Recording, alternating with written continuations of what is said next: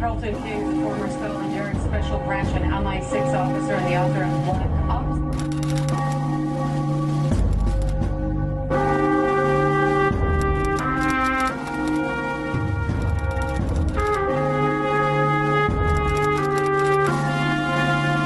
I was undercover for Special Branch in a jihadi organisation.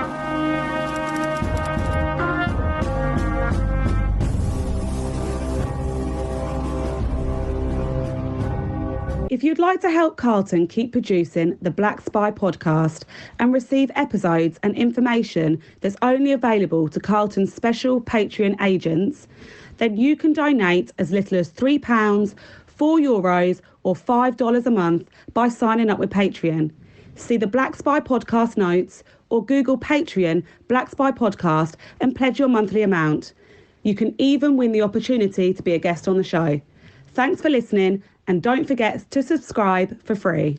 My name is Carlton King, and welcome to the Black Spy podcast, the show that shines a light on the world of secret intelligence, national security, and armed governmental personal protection operations, but, as I say every week, really majors on the fact that we're looking in my sidekick and I don't like to call her psycho, what I actually call her now is partner in crime, but also I've coined, well, I didn't coin it, she coined it, podcast wife. So we've now got a system where the podcast wife and I come together and we talk about whatever hits the scene. And oftentimes she says to me, let's talk about da-da-da-da-da, or hits me with that on the programme, actually. So now I'm hitting her with one on the programme on today's podcast. And it's going to be about Brexit. Good morning to you, Fergus. How are you? I am good. Yeah, I mean, we said last night, I mean, like, look, let's like, you know, we freestyle this, right? I think your listeners have probably gotten that vibe. We said last night, let's talk about Brexit. And it's our Brexit 2.0 chat, really, because we have spoken about Brexit before. But I wanted to sort of preface this with, because obviously, you know, Brexit's very, very much on the news agenda this week. Random question, but did you watch the Eurovision Song Contest? Yep. Right. I mean, it was bizarre, wasn't it? The Ukraine entry being on stage at the same time as their city was being attacked. Mm-hmm. Has the Eurovision Song Contest ever reached such dizzy heights of geopolitical interest? Were you ever asked to be on standby or aware for the Eurovision Song Contest? No. Is a short answer to that one. Look, obviously there is a war in the Ukraine. If you go back in programmes, you'll see that I've done two critical thinkings on it. The first one just before, or was it just after? Probably just after the special military operation, as Putin called it. And what I did at the time, I explained the whole, as I saw it, always got to put that preface in there, as I saw it, the whole background to it, which didn't start last year, which started, you could go back to the fall of the Soviet Union, and then the agreement that was made that the West wouldn't step 2 inches outside of what was then East Germany if Germany reunified, etc., etc. And then thereafter, when the Soviet Union fell, that agreement was obviously made with the Soviet Union. When the Soviet Union fell into its 15 constituent parts, an agreement was said, well, you know, we'll keep the other parts of the ex-Soviet Union Warsaw Pact, particularly the Warsaw Pact countries that were not part of the Soviet Union. We won't do anything with them. Next minute, they're all in NATO, etc., etc., etc. So as I learned, this is why I preface all this, as I learned when I was doing my job, and I particularly like the way I did that in counterintelligence and counter-espionage, counter-terrorism, I always learned to understand the other person's perspective. So from there, I could see how it made sense on that night, potentially, to fire off a couple of missiles. I don't think there's any real... It's no shock, and it wasn't a shock and all type thing that we were doing, Afghanistan or Iraq. But, you know, to send up to knock off a couple of missiles to say this is where we are. Now, whether that is positive for Russia or not, that's questionable. I don't know. But this discussion in looking at Brexit, actually does fit into this sort of arena. Absolutely. I just think that there's a certain irony to the conversations that are going on this week. Not least Suella Braverman talking about the migrant issue, and how Brits should retrain as fruit pickers, and let's reduce the immigration. And then on Saturday night, you've got these two Ukrainian singers on stage singing about being steel workers. I mean, that's kind of what their song was about. And at the same time, their home city's being bombed, and the whole of Britain's up behind them saying, "Oh my goodness, we need to support them." Like, isn't this all wonderful? It just seems quite circularly farcical. Before a lot of people call in or speak in and say, yes, the Ukraine is not in the European Union, so we know that. We both know that. But what we're talking about is the greater European family, are we not? And really, what? But also seemingly, Carlton, as well. Like, why is Australia in the Eurovision Song Contest? Well, that's This is. I mean, it is. Why is Israel? Why is Israel in the Eurovision Song Contest? You can ask these questions. I mean, exactly. But look, let's circle back to the point that we originally discussed. However, I just wanted to flag this at the start that if we are to be a welcoming nation or a non-welcoming nation, I just thought what happened on Saturday night was quite. It was just bizarre. I'm just going to leave it. It was just bizarre. But look, we started when we said last night, let's talk about this, right? We said this. We sort of ring fenced the narrative from Nigel Farage, because he's obviously calling Brexit a failure now, and I mean, for your listeners, if they'd sort of blanked him from their memory, because many have, unless you happen to tune into his show on GB News, you've probably sort of forgotten that he existed. But he was the protagonist. He was the absolutely spearhead for it, and he's now saying that it failed. But then Rishi Sunak's in Japan talking about how he thinks that he thinks it's been, well, I mean, I don't think he hasn't been 100% positive about it, but he is sort of saying that there have been some benefits. Right. So let's put the cards on the table. See, this is why I don't like Rishi Sunak. Okay, I'm putting my cards on the table. You hear me now loud and clear saying that. Rishi Sunak was one of the supporters in government for Brexit. No hide, no pretense. He was one of the supporters for it. Now, when you look at somebody like who later became our esteemed leader, Johnson, he, as you know, had two speeches written. Everybody knows this. One for being in, one for being out, right? He plummeted for being out because he saw that, and this is a fact, I'm not making this up now, he saw that as the best way that he might become Prime Minister. He never, as I understand it, and there's a book out from one of his individuals who were very, very close to him. It's come out recently. And the perspective was he actually didn't think that Leave would win. But politically, he went with Leave because when then there was any problems in the future in the Conservative Party, which would still be a split under the sort of Nigel Farage, because he saw Farage taking more people as they lost, but he'd bring people with him. He thought, then I'll be able to become Prime Minister of the Conservative Party. So he was absolutely surprised on that night when actually the vote came down and he won. And I'll tell you who also said this, Dominic. Dominic said he didn't have a clue what he needed to do next. So he called me, this is him saying it, he called me in a panic saying, what's the next moves? And that's why Dominic had the complete control about what government would do, because they didn't know where it was going to go. Right, so this is what we're at. Yeah, exactly. And also, just to, the reason why I'm calling this chat 2.0 is because when we spoke about this the first time, and actually you did a podcast on your own. How dare you? You did a podcast. Oh, sorry. You did a podcast on your own. You did a podcast on your own. It was one of your first episodes, and you made the very, very valid point that if you had been looking at this at Brexit as a risk assessment, which is essentially what it should have been, that the way it arguably should have been looked at, you would have modelled what the outcome and what the consequences might look like. Correct. And you made the very valid point that the British public never had sight of what the outcome might look like. Correct. They only had the sunlit uplands, legal stay. They only have the legal stay option. It was like, pick your tribe, even.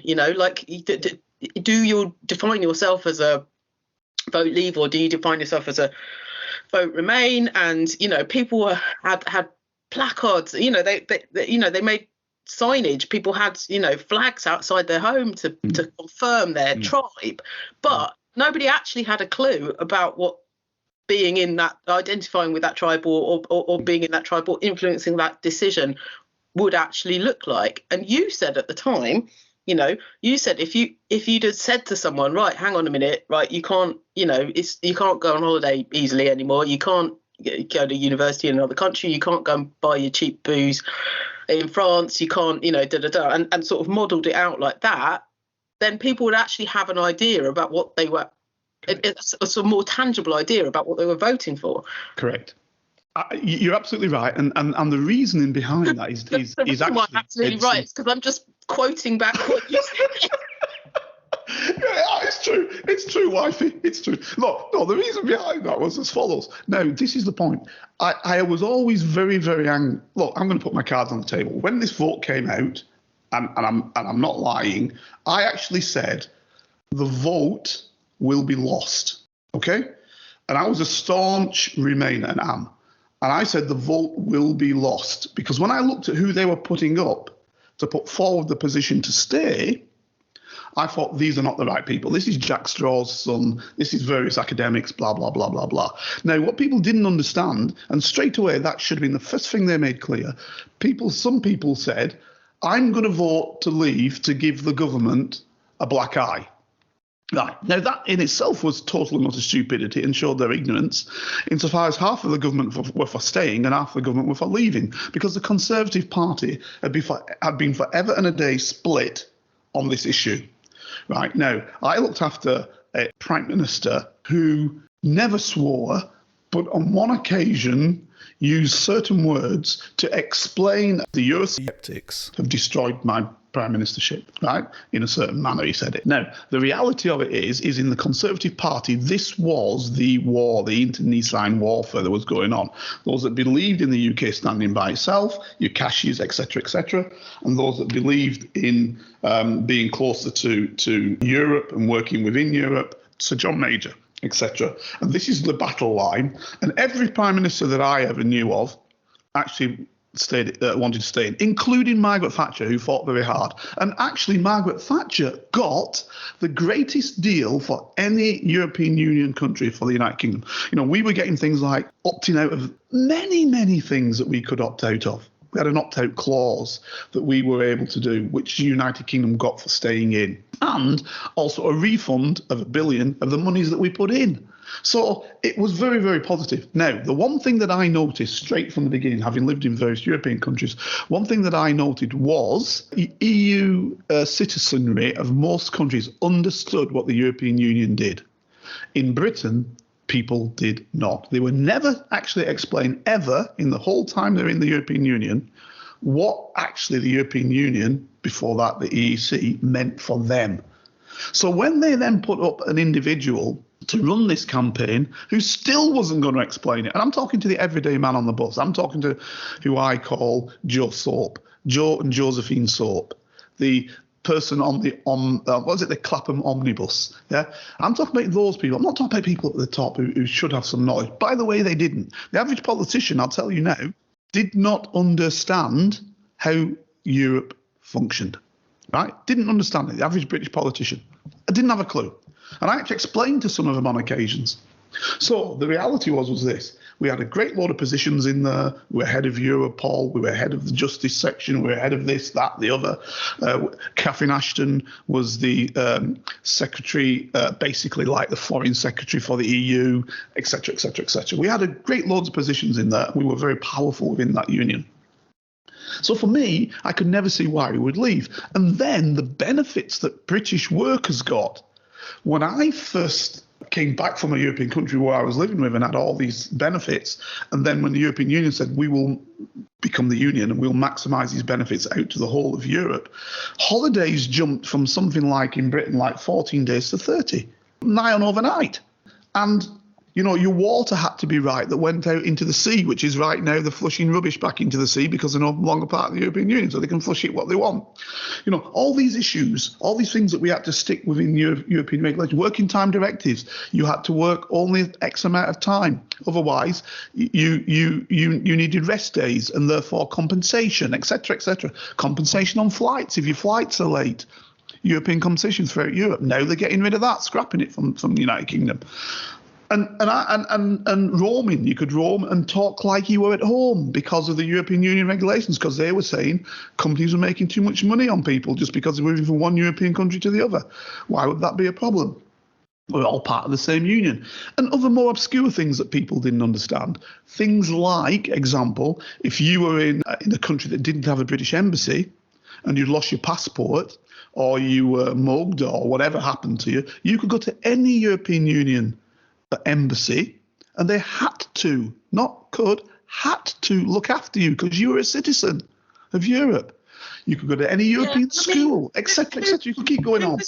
Who was Prime Minister for the Maastricht Treaty? John Major. Correct, Sir John Major. Yeah, but they won. The EU won the Nobel Peace Prize that year, didn't they? Absolutely, because it meant people wouldn't fight each other. Right. Yeah. Exactly. You know, I mean, it's not rocket science, is it? But there's a I mean, you know, it's also, I mean, you obviously mentioned the practical things that most people would might encounter in their experience of Europe, you know, so travel issues or healthcare issues or import, you know, being able to go shopping in a hypermarket in France and drive back as much as you want. Yeah. Right.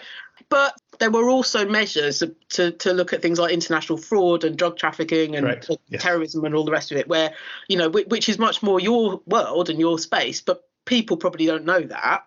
You know, do you want me to touch on some of those issues? Yeah, well, yeah, because also, I mean, what do you think about the free ports that Rishi Sunak set up? Yeah. Okay. In alignment with that. Yeah. Let's hit on some of those issues. So, because we were a union and because we were colleagues working together, working on a whole host of issues, you know, which, don't get me wrong, there were certain motherhood subjects like countering terrorism. You would have worked together no matter what, not you would have, you do no matter where you are. So even that could mean working with Russians or working with Chinese in order to prevent terrorism because it hits us all. Yeah. As long as we can agree on what the terrorism is, right? So that in itself isn't the main thing. The main areas are things like non-competitiveness of action. So within every intelligence service, and those are the external services, like in our case MI6 or CIA or the Bundesnachrichtendienst in the German case, Mossad in Israeli case, the external services whose job it is, frankly, to spy on other countries and look, see what's going on. Right. In the European Union, obviously, we weren't doing that amongst our colleagues as a general. So we weren't doing it, didn't need to, because we weren't competitors. Now we will have to do that because now we're a competitor again. So you see, now you've all of a sudden got from everybody working together within Europe, for that. Now you've already got the fact that we're going to be after looking at them and they're going to have to be looking at us because, and people say what they will, and I'm not saying this as a given, I'm not giving any secrets away, but what I will say is that is an obvious thing that will have to happen. Now, if you speak to the Prime Minister of any of the European countries or of Britain, they'll say, oh, well, we'll never do that. But that's rubbish. They'll have to do that because they need to know what other people are thinking. Because we're no longer buzz and buzzies, are we? We're competitors. And competitorship often leads to enemyship. And this is why you've had war in Europe forever and a day. And this is why the Nobel Prize. So the reality is this was a preventative measure. Now, The truth of the matter is, in the Second World War, we lost 450,000 people, and that included some of those in our colonies that were not the big countries like Australia, New Zealand, India that lost 3 million people, etc. We lost 450,000 people. For most European countries, that pales into insignificance because their losses were far higher. Purely and simply because that's where the war was fought. It was fought on their soil. So for the Germans, it's like 7 million. Other countries have had, 6 million, etc., etc., etc. So they can see war and didn't want war. They say, I don't want war. It really meant something to them because the wars had been fought on European soil. So they say, we don't want that. We never really suffered that, to be fair. Yes, we had the bombing, but we never really suffered the actual content of warfare. And so I think it doesn't hit us as much. Plus, what we need to understand is, when we said we stood alone in the Second World War, we actually ran a third of the world and had a third of the world's population standing with us because, of course, when we said we're at war, they were at war as well. So all those colonies that we now don't want to stand to and say were something to do with us, all of those places overnight were at war because we were. Your India, Pakistan, which is all one country in those days, all of your Caribbean, all of your various places in Africa, Nigeria, etc., etc., etc., all those were at war on the side of Britain because it was the British Empire. So when the empire started losing, this is important for Europe, when that empire started being lost after the Second World War, people said, well, why have we died for this country and they don't respect us? And they said, we want our independence, etc., etc. We had nowhere to go. So Ted Heath, he thought about this. What do we do? Otherwise, we are going to end up as a sick man of Europe. We are dying on our feet here because we can no longer get what we need, bauxite from let's say, Jamaica, or all the raw materials that you could get out of South Africa or out of Nigeria or out of Kenya, all those raw materials that you were getting. I mean, masses of raw materials. I'm talking about everything that makes the world function that was coming out into Britain at zero cost practically. Because, of course, it's part of the British Empire. Right? All that was being lost. And then these countries, when they were being independent, were starting to buy goods then from other people. Because in the old days, you had to buy British goods because it was a circular empire. See, it's a circular monolithic system, which basically meant you give your goods to the mother country, the raw materials. They finished the raw materials and sold them back then into the empire. Right? And the empire couldn't buy from outside as a general rule. So when that all went, think about the millions of Indians that no longer had to buy British goods now, could buy from elsewhere. Britain's suffering. And this is what people have never been told. So Britain had to figure, how can we now survive? How do we now function without empire? Because empire, selling around the world, selling our trains or whatever around the world without a choice, this is what people don't understand. Without a choice, because you've got to buy from the empire, you've got to buy from Britain, without a choice, all of a sudden now they can choose to buy Mercedes cars rather than Morris Minors. So now you've got this big problem. So Ted Heath figures we need to get into Europe because that will then be the market we can get into. And Margaret Thatcher was the one who made the single market. She designed it, made obviously under her premiership. Obviously, she didn't do it herself. The civil servants who put that in place, who did it, I can't remember the name of the primary guy.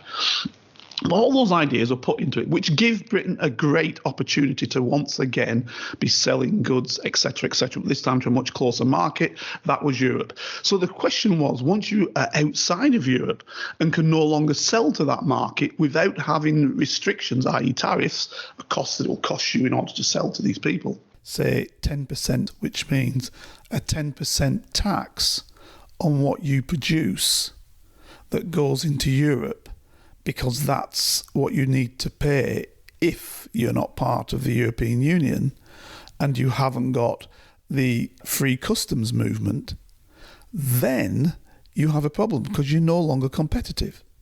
And this was the problem with the Japanese car industry in Britain. So something we need to get clear, and I think I mentioned it a little bit earlier on, but what it is we don't have a British car industry, i.e. what I mean by that is a car industry that is basically owned by a British individual or British people or British corporations. What we have, a car industry is owned by Germans, by Indians, by Americans, by Japanese who happened to produce cars here in Britain. And the reasons they produced the cars in Britain were that when we were part of the European Union, then any car produced in Britain could be sold across the European Union without paying any additional taxes. What's in economics is called tariffs. So there were no charge for that process. The moment we came out of the European Union, the customs union and the single market, then all of a sudden we're now a third country that has to pay to get into the European Union. So this is why Norway, that isn't a member of the European Union, Switzerland, that isn't a member of the European Union, basically pay the European Union to have access into the customs union and the single market, because they want their goods to be able to flow backwards and forwards easily. But if you do that, then you have to follow the 6 elements of the European Union, and one of them is freedom of movement. So that means that any European person, any citizen of the European Union, can go live in Norway, work in Norway, go to school in Norway, etc., etc., etc. Yeah, same with Switzerland. Yeah, in a roundabout way. They all have different sort of elements of it, but it's round about the same. They have to have freedom of movement, and that's what has to be allowed. If you don't have freedom of movement, you cannot be in the customs union and you cannot be in the single market. So what Britain chose was not to be in the customs union, not to be in the single market. And hence, Britain then has no access.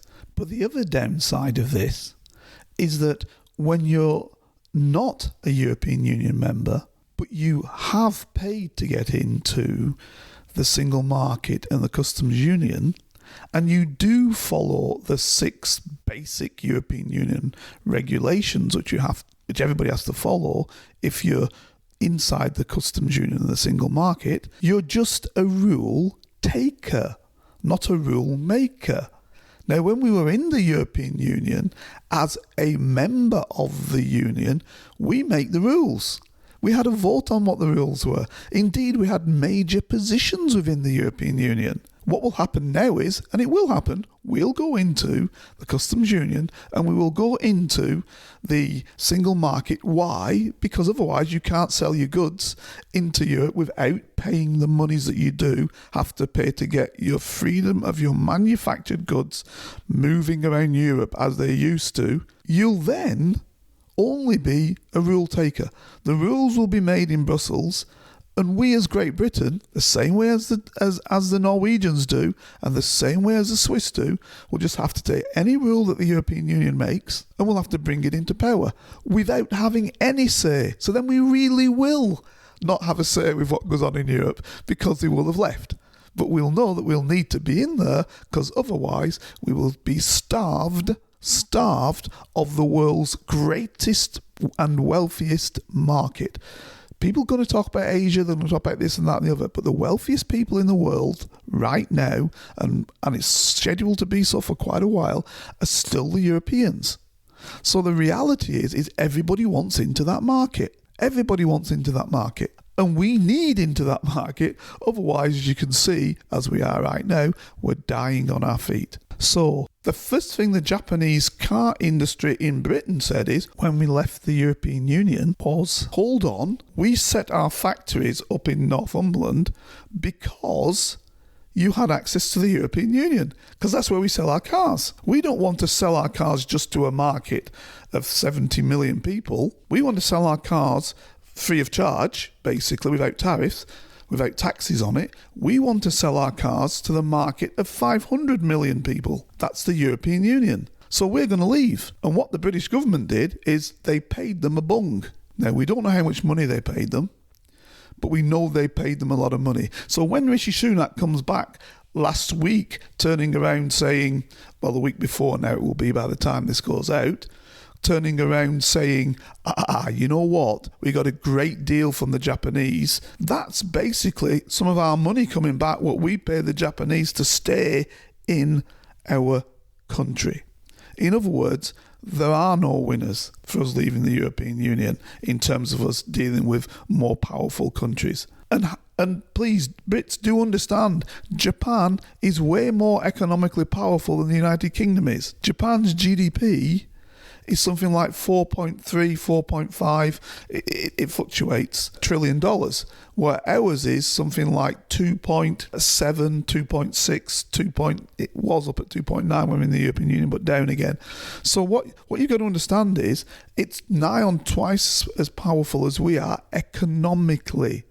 And by the way, so you don't misunderstand it, so is Germany. Germany has a 4-odd trillion GDP, which is your gross national product, the stuff that you produce, the stuff your country makes and sells around the world. Okay?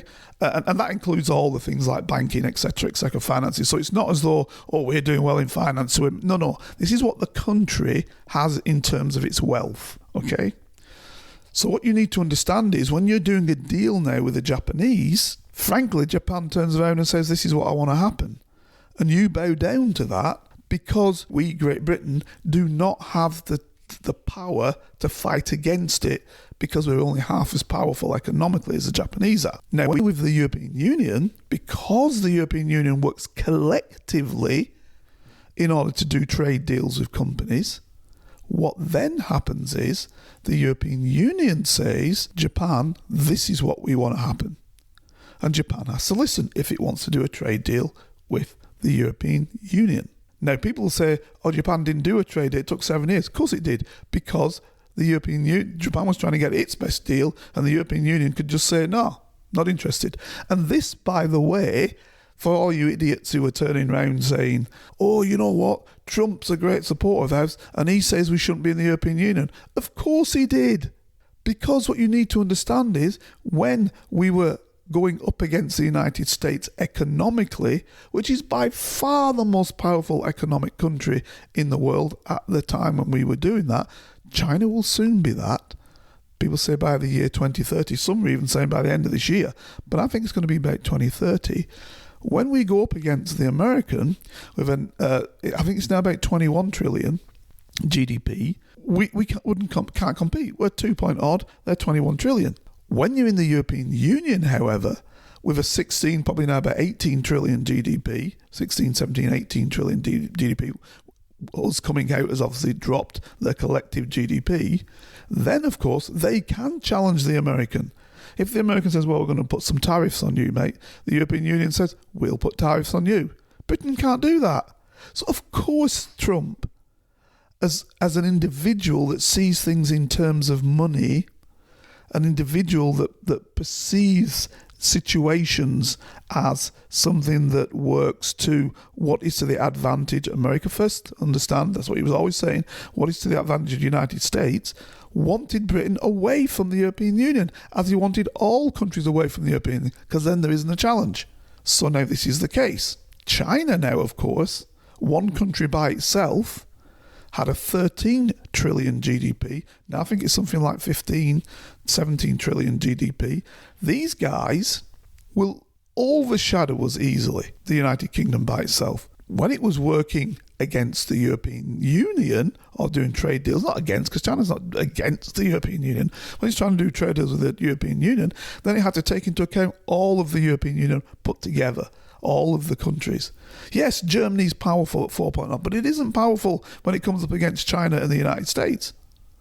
And soon won't be powerful when it comes up against India and Brazil, because these economies are growing. So what I'm saying to you is, in terms of the overall GDP of countries, you need the European Union collective. That's why it's very, very important. And now, not being in the European Union, they hold all the cards. This nonsense that we don't. Farage used to say, the Germans will soon be running, saying this, that and the other when we come out, because they want to sell their cars into Great Britain. Well, if you don't buy German cars, what cars do you buy? French cars? Because when you look at some of the other companies, they're French, so Peugeot, Citroën, whatever, coming together in the Stellantis group, they are French companies added to that, also a German company, Opel. So which was a German, which was General Motors at one stage, which is an American company now bought into by Germans. So what I'm seeing is a VW, German company. These are German companies. They're owned by Germans. So the decisions for what they do are made by Germans. The French companies, the decisions for what they do are made in France. They sit with the French government. They sit with the German government. This is what you need to understand. It's not cars just being produced there. These are cars owned by these companies. So they have a vested interest for their mother country, right? Our car factories don't do that because they're not owned by us. So there is no vested interest. So tomorrow they can turn around and say, you know what? Some people seem, when I talk to people, it surprises me because they seem to think that Ford has something to do with the United Kingdom. It doesn't. It's an American company. So tomorrow it can say, let's say Trump gets back in tomorrow, say, well, I want all Fords to be produced in the United States. He could do that. And next minute there is no Ford being produced in the United Kingdom. And don't say he wouldn't do that, because he did that. He took them out of Mexico for a while and brought them into the United States. So he can do that if he comes back into power. And so can other countries.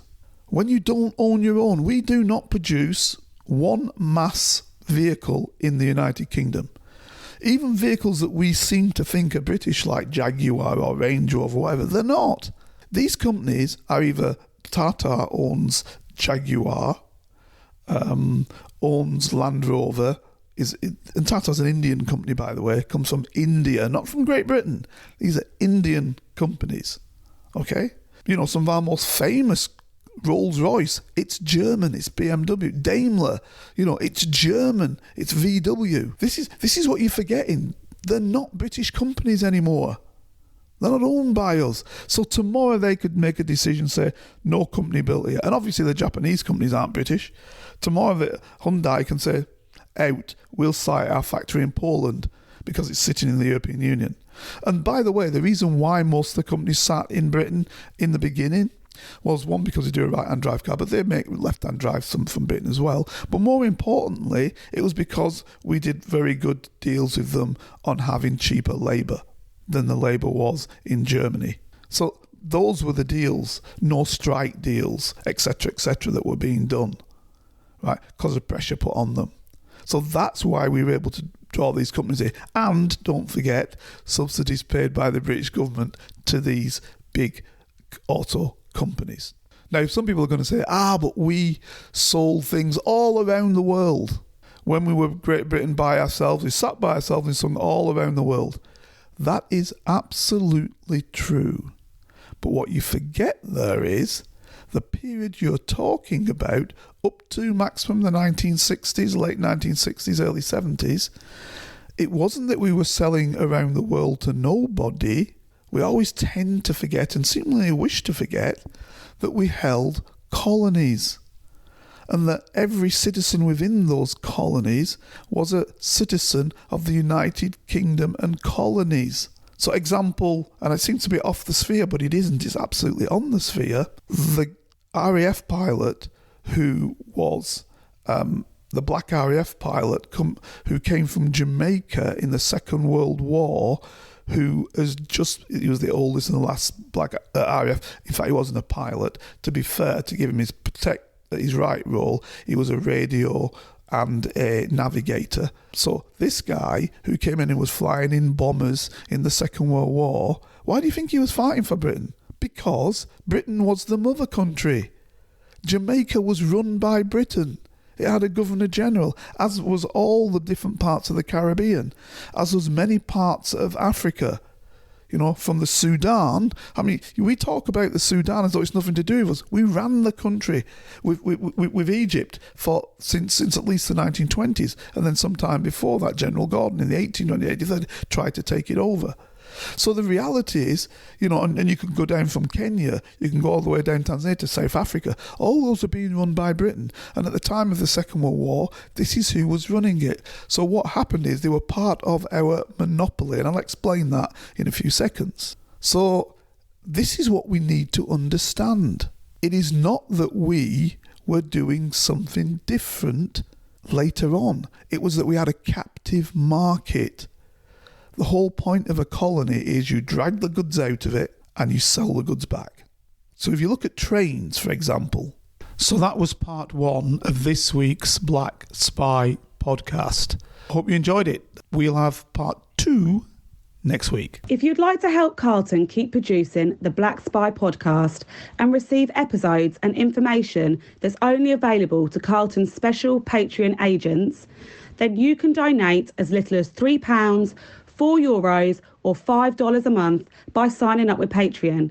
See the Black Spy podcast notes or Google Patreon Black Spy podcast and pledge your monthly amount. You can even win the opportunity to be a guest on the show.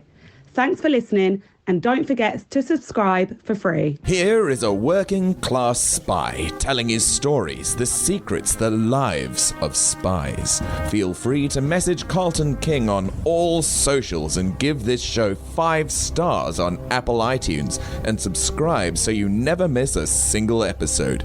For your ears only. In the quarter of a century, I was a member of Her Majesty's Secret Intelligence Service.